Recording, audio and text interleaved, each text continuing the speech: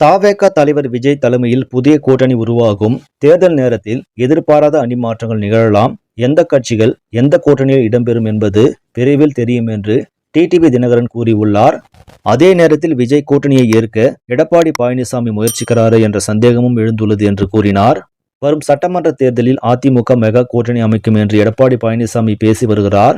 கரூர் சம்பவத்திற்கு பிறகு நாமக்கல்லில் நடைபெற்ற அதிமுக பிரச்சாரத்தில் இளைஞர்கள் சிலர் தவேக கொடியுடன் பங்கேற்றனர். இதை பார்த்த எடப்பாடி பழனிசாமி, கொடி பறக்குதா, பிள்ளையார் சுழி போட்டாச்சு என்று பேசினார்.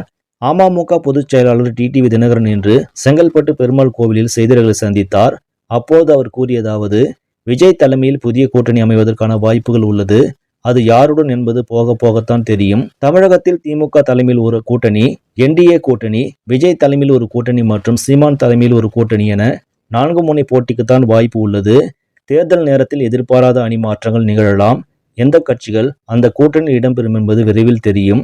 ஆனால் பழனிசாமி பேசுவதை பார்த்தால் பிள்ளையார் சுழி போட்டாங்க என்று சொல்வதை பார்க்கும் பொழுது விஜய் தலைமையிலான கூட்டணிக்கு செல்வதற்கு தயாராகிவிட்டாரோ அல்லது முயற்சி செய்கிறாரோ என்றுதான் தோன்றுகிறது.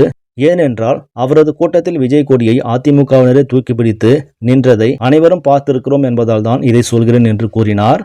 இதனால் அதிமுக தவேக இடையே கூட்டணி உருவாக இருக்கிறதா என்ற பேச்சு அரசியல் வட்டாரத்தில் எழுந்துள்ளது. இத்தகைய சூழலில்தான் டிடிவி தினகரன் விஜய் தலைமையில் புதிய கூட்டணி உருவாகும் என்று பேசியிருப்பது தமிழக அரசியலில் மிகுந்த முக்கியத்துவம் பெற்றுள்ளது. பாஜக கூட்டணியிலிருந்து வெளியேறிய டிடிவி தினகரன் எடப்பாடி பழனிசாமியை முதல்வர் வேட்பாளராக